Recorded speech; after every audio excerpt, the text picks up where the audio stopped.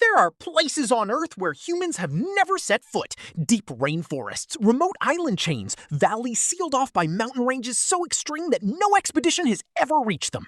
And in those places, something interesting happens. The animals that live there have never seen a human being, not once. Which raises a question most people never think to ask. What happens when they finally do? The answer is not what you would expect. Most of us assume wild animals are naturally afraid of humans. We picture a deer bolting into the forest, a bird disappearing the moment you take a step toward it, and in most of the world, that's exactly what happens. But here's the thing. That fear isn't instinct, it's learned. And the places where animals have never encountered humans reveal something about our species that is genuinely uncomfortable to sit with.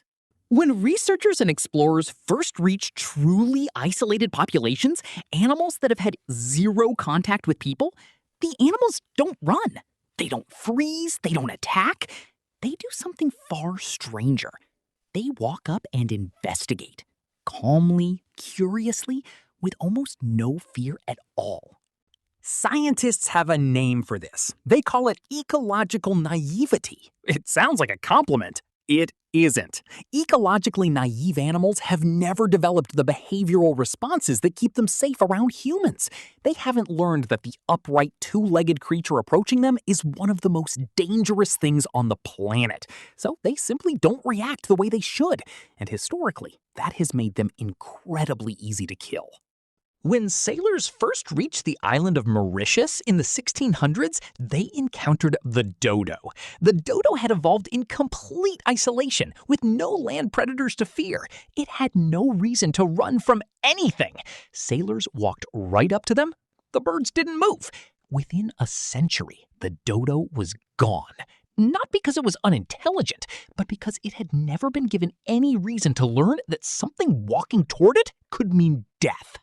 The same pattern appeared across the Galapagos Islands. Charles Darwin noted that the birds there were so unafraid of humans that they would land on his arm. He could pick them up by hand. These weren't tame animals, they were naive ones. Evolution had simply never taught them to be afraid of us because we had never been there before. And here's the part that should make us pause. Every time humans have reached a population of ecologically naive animals, the outcome has been almost identical. We hunt them, we disrupt their habitat, we introduce species they have no defenses against. The naivety that made them curious about us becomes the very thing that destroys them. But it gets more complicated because ecological naivety isn't permanent. Animals learn fast, faster than most people realize. Studies on wildlife and newly contacted populations show that within just a few generations, sometimes within a single generation, animals begin developing avoidance behaviors around humans. The ones that approach us get killed. The ones that stay back survive. Natural selection then does exactly what it always does. It keeps the cautious ones and removes the curious ones. Fear of humans gets built into the population not through instinct, but through brutal, rapid selection. In other words, the fear you see in wild animals today isn't something they were born with, it's something we taught them over centuries through consistent, repeated danger. Which raises an unsettling question. If animals that have never seen us approach with curiosity, and animals that know us well flee in fear, what does that tell us about the kind of presence we've been on this planet? There are a handful of places today where truly isolated animal populations still exist. Deep ocean zones, the most remote parts of the Amazon, a few islands that remain largely unreached. Scientists who study these populations describe the experience of first contact as almost otherworldly. Animals approaching boats, birds landing on equipment, large mammals standing their ground, not out of aggression, but out of simple, uncomplicated curiosity. It never lasts long. Once contact begins, the education starts immediately. Within months, sometimes weeks, behavioral shifts are already visible. The animals begin to learn what we are, and what we are, from their perspective, is something to be avoided.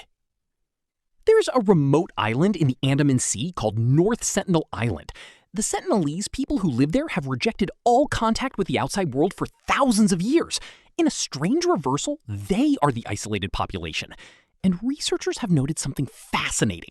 The wildlife on North Sentinel Island is unusually abundant. Species that have been hunted nearly to extinction elsewhere thrive there undisturbed. The island is, in a sense, a living example of what the natural world looks like when humans leave it alone. The animals there have never learned to fear people, because on that island, people never gave them a reason to. That's the quiet truth buried inside this question. Animals that have never seen a human aren't missing something. They aren't underdeveloped or incomplete. They are simply living without the knowledge of us. And in almost every case where that knowledge arrives, the world gets smaller for them and not larger. The fear wild animals carry isn't natural. It's a response, a very reasonable one, built from a very long history of what happens when we show up.